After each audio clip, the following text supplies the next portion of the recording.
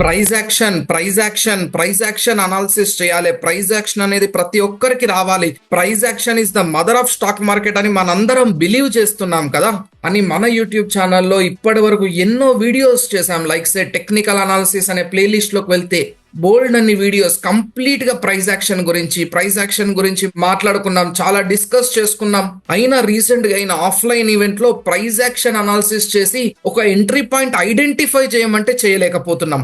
Any kind of chart, intraday trading చేస్తున్నా, positional trading చేస్తున్నా, scalping చేస్తున్నా, like say gold futures chart చూస్తే resistance తీసుకొని బ్రేక్ అయి వెళ్ళి సపోర్ట్ గా యాక్ట్ చేస్తున్న situations. See how beautiful it is. Resistance break అయ్యి సపోర్ట్ యాక్ట్ అవుతూ పైకి వెళ్తుంది.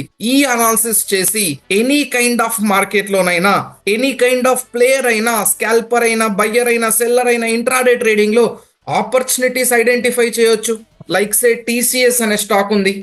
Any of the stock or index, TCS అనే స్టాక్ 1 minute టైం ఫ్రేమ్ లో ఆప్షన్ బయ్యర్స్ అనాలిసిస్ చేస్తూ ఉంటారు. మార్కెట్ లో కూర్చొని ఇంట్రాడే ట్రేడింగ్ అనాలిసిస్ చేస్తూ ఉంటారు, ఎంట్రీస్ ఐడెంటిఫై చేస్తూ ఉంటారు.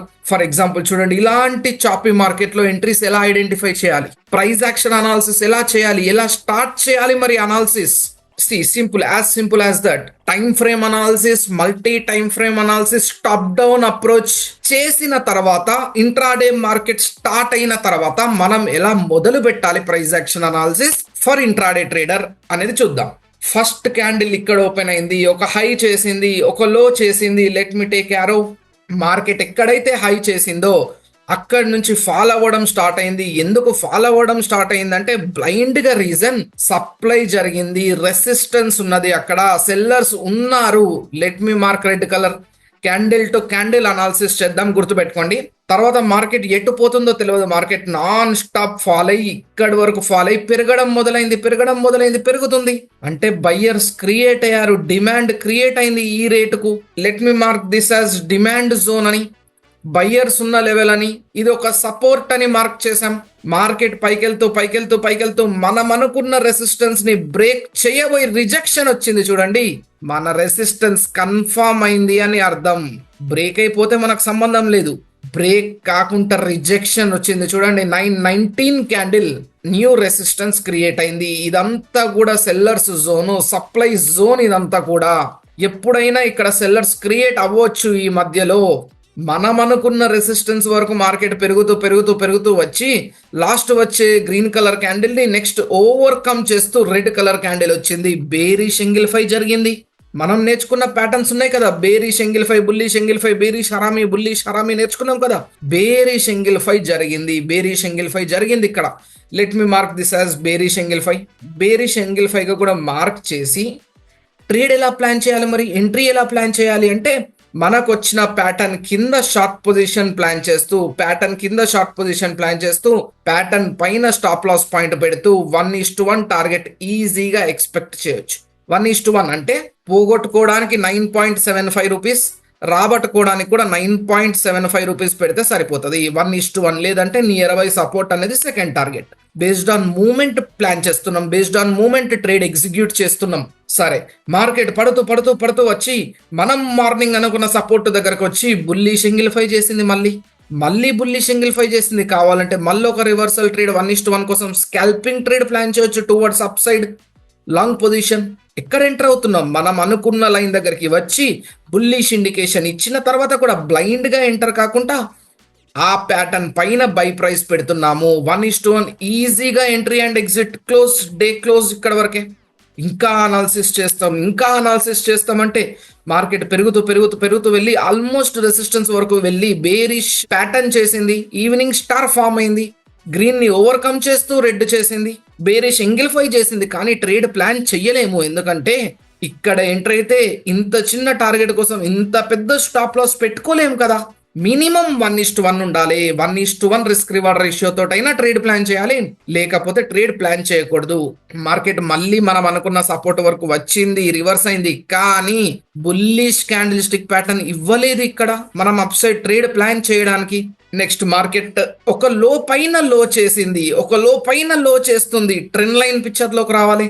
ఇక్కడ ట్రెండ్ లైన్ పిక్చర్ లోకి రావాలి. ఎంట్రీ పాయింట్ ఐడెంటిఫై చేయట్లేము, కానీ ట్రెండ్ అనాలిసిస్ చేస్తున్నాం, ట్రెండ్ లైన్ అని ఒక ట్రెండ్ లైన్ డ్రా చేస్తున్నాం. ఇదంతా కూడా సపోర్ట్ గా యాక్ట్ అవుతుంది.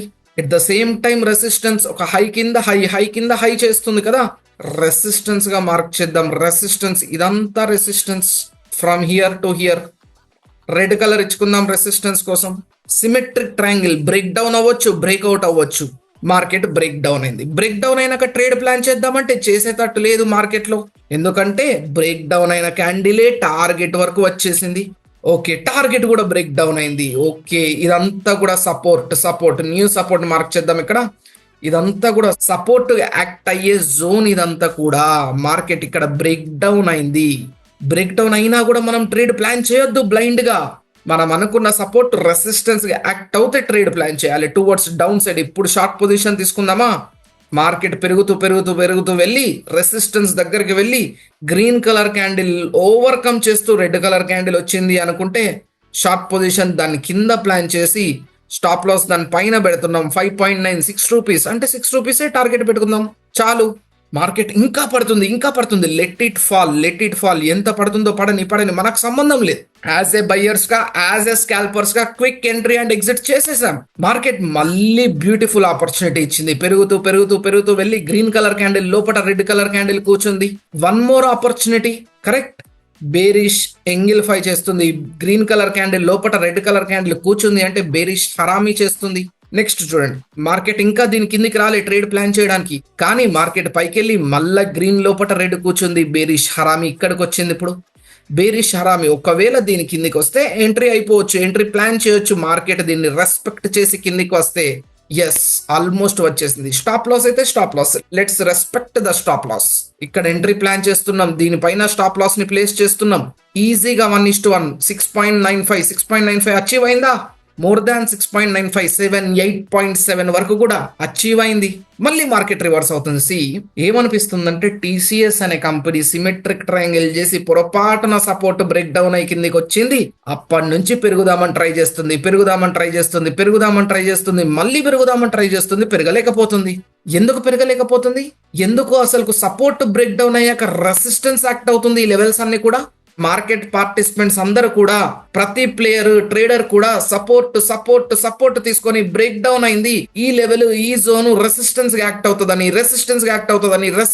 అవుతుందని సెల్లింగ్ సైడ్ ఉంటున్నారు, సెల్లర్స్ గా మారుతున్నారు, షార్ట్ చేస్తున్నాము మనమే.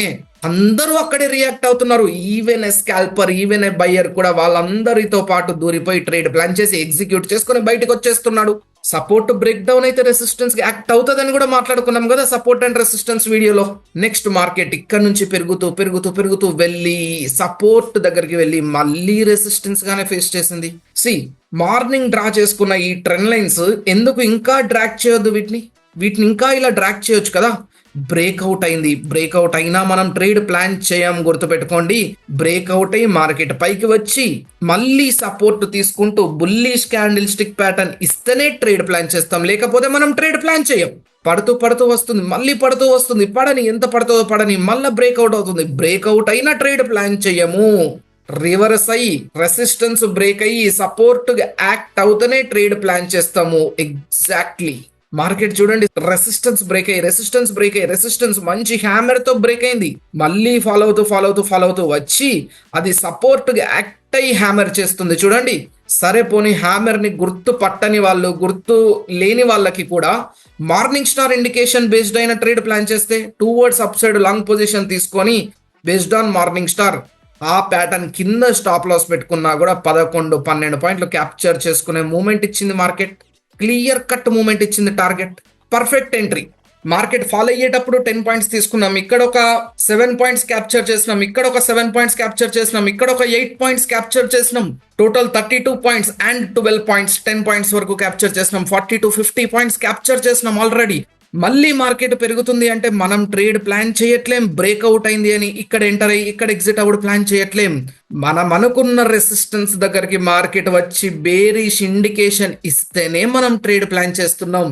షూటింగ్ స్టార్ వచ్చిందా, మనం అనుకున్న రెసిస్టెన్స్ ని టచ్ చేసి షూటింగ్ స్టార్ వస్తే దాన్ని రెస్పెక్ట్ చేసి మార్కెట్ కిందికి వస్తే ట్రేడ్ ప్లాన్ చేసి దానిపైన స్టాప్ లాస్ పెడుతున్నాం.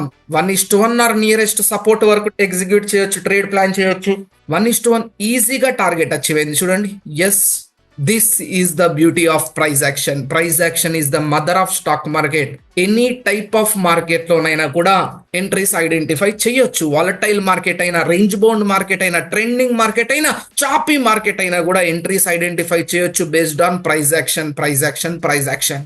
ఏ టైప్ ఆఫ్ ట్రేడర్ అయినా, ఇంట్రాడే ట్రేడర్ అయినా, పొజిషనల్ ట్రేడర్ అయినా కూడా ఇన్ని ఎంట్రీస్ ప్లాన్ చేయకపోయినా డైలీ 2 to 3 ఎంట్రీస్ ప్లాన్ చేసిన వెరీ డీసెంట్ గా గ్రీన్ లో క్లోజ్ అయ్యే అవకాశం ప్రతిరోజు మనకు కలుగుతుంది. ఓకే, ఈ వీడియో మీ అందరికీ నచ్చితే ఈ వీడియోని లైక్ చేసి మన ఛానల్ ని సబ్స్క్రైబ్ చేసుకోండి. అండ్ ఈ అనాలిసిస్ ఎలా ఉంది, మీరు నేర్చుకొని చేయగలుగుతున్నారా లేదా అనేది కూడా నాకు కామెంట్ బాక్స్ లో చెప్పండి. Investment in securities markets are subject to market risks. Read all the related documents carefully before investing.